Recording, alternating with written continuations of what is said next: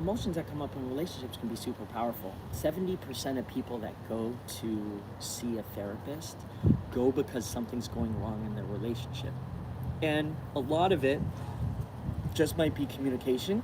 Like, how do we navigate these feelings, and how do we feel in an intimate partnership? Like, power, control. Sometimes there's different roles that people take. One person might kind of be chasing the other person. One person might be withdrawing from another person.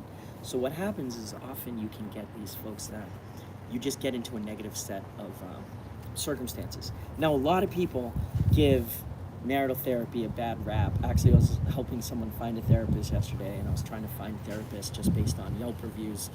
And I saw one that was like 1 star. They didn't help at all and teamed up with the other person. And it was like, infidelity's like not a problem. And I was like, ooh, that's doesn't sound like they had a good time. And that was their only review, so I felt bad. So when we look at things like relationships, they're really complicated. Now, here's the other thing, and why marital therapy often gets a bad rap, is people go, but they wait 7 years too long.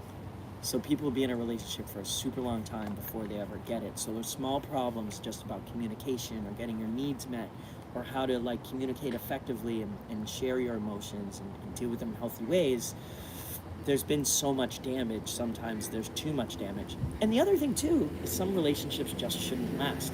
So if you think about a relationship that's not healthy or isn't working, maybe the goal of that therapeutic situation isn't to continue it, but learn how to like extricate yourself from it or change it, and still be okay. So like marital therapy can have a lot of different goals, and it's not always just about success or failure of whether that relationship stays together. So you see that that's called, like, in a didactic therapeutic situation, you basically have two people that are communicating. Then you can do couples therapy. I never wanted to do it. It's so intimidating for me when you're like doing therapy on two people. But the cool thing is, you don't have to do that if you don't want to. If you're a therapist, you get to refer who you want to work with and who you don't want to work with. So there's a lot of emotions in different intimate relationships. Even the whole background and theory of what marriage is and why marriages are the way they are, they can have super different kind of outcomes. And I find it interesting to see how we can really look at emotions and how we can start navigating them in adulthood.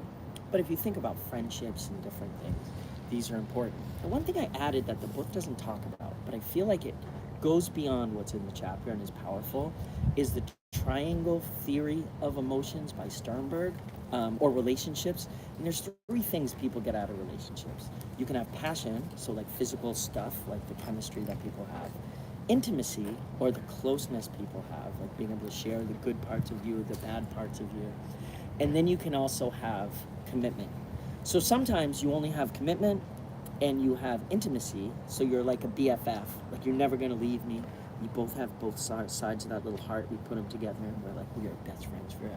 But there's not gonna be the physical element. We didn't actually have a word for this when I was growing up. I think it's a cool term, but have you guys heard the term friend zone? Mm-hmm. Right? You just have the friend zone. And in the friend zone, what happens is essentially people, like you're just going to be BFFs. Or maybe I'm keeping you in reserve and another person might not, it might not ever turn into anything, but it's still like, we like having each other's company. The other piece with passion, and you can just have passion with no commitment. So that could be like a brief and torrid kind of relationship. You can also have all 3, and that's the most beautiful thing, and this is consummate love. So I always think it's funny, like if I see old people, like older couples, walking and holding hands or eating dinner together and they look happy, and I'm like, wow, they must have been together for 60 or 70 years and they're so in love. But then sometimes I'm like, you know what though? Maybe they just met. And they're in that first little 3-month kind of honeymoon phase where they're super happy. So there's all sorts of different ways that we can love and connect and create friendships. One of the biggest things I think in health and life, just based on everything going on, is the idea of like reducing loneliness and having good friendships. So some people are starting clubs, you can make friends, you call your mother, all these different things that we can do to like think and act and connect to other folks. So anyway, guys, I hope that you really enjoy this chapter. Think about how you can build and have your own relationships and what they can look like. And I appreciate you folks for tuning in. I'll see you next time.